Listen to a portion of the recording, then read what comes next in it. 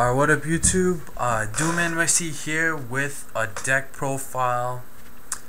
This is a deck that I've been play testing recently because of some cards that came out in Generation Force. Well, one card I should say, and I decided to start testing it. It's actually really good, this format, because there's less traps being played and more spells, so this deck works even better. So yeah, the deck is Spellcaster Lockdown. So this is my take on the build.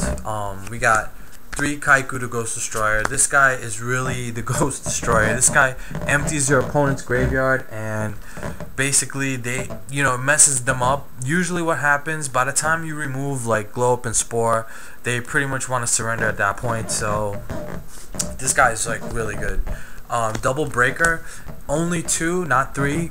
Traditionally in this type of deck you would play 3 breakers, but because people aren't really setting that much back row, triple breaker ends up being like dead. Like, his effect isn't that good, but 2 is definitely great, especially if you go second. If you go second, summoning him is really good. So 2 breakers. 3 Magician Valkyria. This card is fantastic in the deck, especially if you can get 2 out on the field. A lot of times, first turn, if I get this, I'll set it, and like they attack it with a Tengu. It's like this, and then if I draw a second one, I summon it. So now they can't attack any spellcasters on the field because this is like, a lock by itself. So 3 of these, it's really good, and it's important to play this because it's a light monster. Well, we'll get to that in a second. 2 Magical Exemplars. This is like your monster, your free monster reborn. She's excellent in the deck. She's 1700 beater. Every time you play a spell, you get 2 counters. So if 2 spell, and actually it's whoever, your opponent or you. So 2 spell cards equals 4 counters, and for each counter is equal to the amount of levels that you can bring a monster back. So if she has 4 counters, you can bring back a level 4 from the grave, but we'll get to that in a second. 1 Summoner Monk, not 2, because I felt that 2 wasn't as consistent. When Illuminite comes out, or there's another one actually that requires 3 level 3s that's pretty broken, but yeah, then I'll play double Summoner Monk in this deck. But for now, 1 has been working out just fine. You can, go Summoner Monk, discard, get Exemplar, and then start getting counters, and then use Exemplar's effect to bring, like, the level 2 tuner to the field, which is this Knight and Sorcerer. I only play 1. Every time this guy is special summoned, you can remove from play 2 cards in your opponent's grave. So again, this is like anti-meta all the way, and this is level 2. So you bring this back with playing 1 spell card on Magical Exemplar.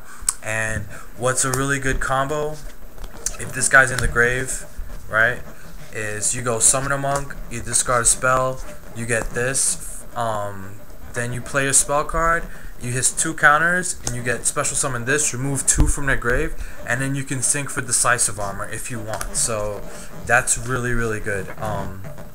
Next we play 1 Injection Fairy Lily. Of course, what I like to do with this card, I just summon it and just leave it on the field in face-up attack mode.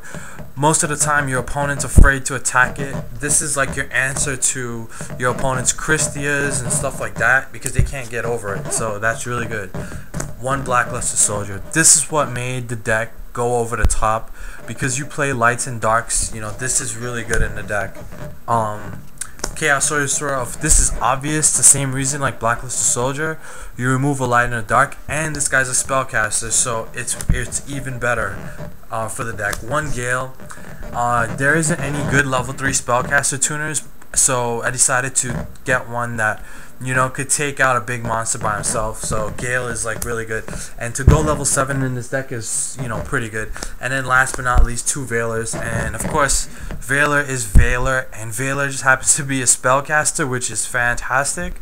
And of course, if you get 2 level 4s on the field and you summon Veiler, you can just go Trish right there. So that's the monsters, 18 monsters. Well, obviously this deck plays a lot of spells. So first off, we play 3 Potted Duality. I'm not afraid to play 3 in this deck because you don't special summon that much. It's more about the lockdown. So 3 Potted Duality is really good. This is what made the deck, like, made me want to play the deck. 1-to-1. This card right here, you can attach this to like any of your spellcasters. They gain 500 attack, and then you can send this card and that card to the grave and draw 2 cards. This is a great draw engine, especially if you're in a situation where you use Summon Amongst ability, you get another spellcaster like Exemplar, you bring back like a level 2 or a level 4 or something, then you can just equip it with this and then send it to the grave, draw 2. As long as you keep a spellcaster on the field, this is really good. This is like the main spell card in the deck. 3 Secret Village spellcasters. This is like where your opponent gets locked down, because if you gotta draw this first turn. Like, you have to play this first turn. You play this first turn, your opponent can't play any spells as long as you have a spellcaster on the field. So this is really, really good. And so you can just forget about back row destruction. 2 terraforming, not 3. I don't like 3 because it clogs the hand, but 2 and 3 Secret Village, because you have to get that first turn. That's like a must. 1 Book of Moon, 1 Mind Controls. Exceeds just made the deck really good. 2 Smashing Ground, again to get over Christias, Hyperions, anything big, Blacklisted Soldiers, stuff like that, really helps. Monster Reborn, Dark Hole, Double Space, and a Heavy Storm. A lot of times I end up siding this out, but if I go second, I will definitely play this, because your opponent will try to set back rows. Most of the time, if they draw MST, they'll set it, because they're waiting for you to play Secret Village so they can chain MST's activation to it. So I would just, if I draw this, I just Heavy Storm the field. It's really good. And for the traps, just 3 Royal Decree. So that's gonna seal their traps off. So you're pretty much beating them down with the Kaikus and the Breakers and stuff like that, and removing their stuff from the graveyard, synchroing with Exemplar and Sorcerer. You're locking off their traps with Decree and their spells with Secret Village. So that's basically how the deck works. That's the main deck. Extra, Cataster, Bryonic, Orient, Black Rose, Arcanite. Arcanite's really, really good. Colossal, Scrap Dragon, Stardust, Trish, Decisive Armor. And we get to play a lot of Exceeds actually. So I play Leviathan, Leviair, double Utopia, and 1 Steelsworn Roach. And Steelsworn Roach is really, really good in this deck, because this is a lockdown deck, and Steelsworn Roach is really good at locking on your opponent's plays. Especially most of the time in this deck, what people end up doing is they just try to blow up the field, because you have Decree and Secret Village on the field, and they just try to Black Rose all the time. So you need protection against that. That's why you play the Veilers, you got the Steelsworn Roach, stuff like that. Side deck, Chimera Tech, double Cyber Dragon, 2 Crows, 2 Noblemans, 2 Chain Disappearance, just the basic stuff, and double Max C to round it out, because in case my opponent decides to go plus plus plus, I can go plus plus plus with them. So yeah, that's the deck. Tell me what you guys think.